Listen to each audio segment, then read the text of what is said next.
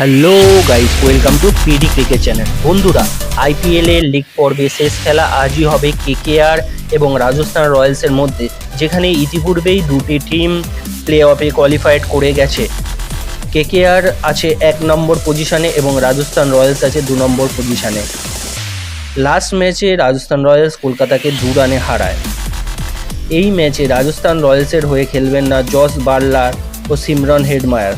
Jos বাটলারের পরিবর্তে open করবেন কোলার ক্যাটমোলার। খেলাটি আজ অর্থাৎ রবিবার গুয়াহাটিতে সন্ধ্যে 7:30 থেকে শুরু হবে।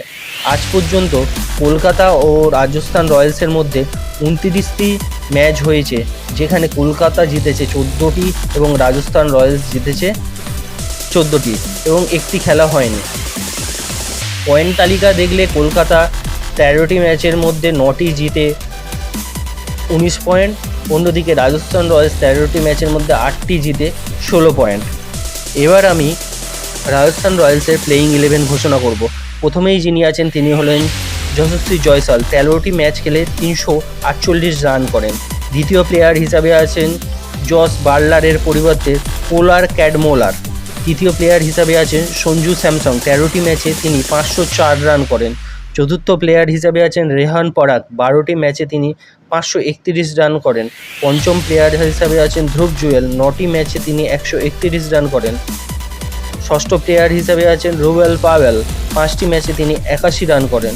সপ্তম প্লেয়ার হিসাবে আছেন রবিচন্দ্রন অশ্বিন, যিনি ব্যাটে 86 রান করে এবং বলে তিনি 7টি উইকেটও নেন। অষ্টম প্লেয়ার হিসাবে আছেন যুজবেন্দ্র চাহাল, যিনি 13টি ম্যাচে 17টি উইকেট নেন। নবম প্লেয়ার হিসাবে আছেন 13টি ম্যাচে তিনি 12টি উইকেট নেন। দশম প্লেয়ার হিসাবে আছেন আবেশ খান। 13টি ম্যাচে তিনি 13টি উইকেট নেন এবং একাদশ প্লেয়ার হিসাবে থাকবেন সঞ্জীব শর্মা, যিনি 8টি ম্যাচে 10টি উইকেট নেন।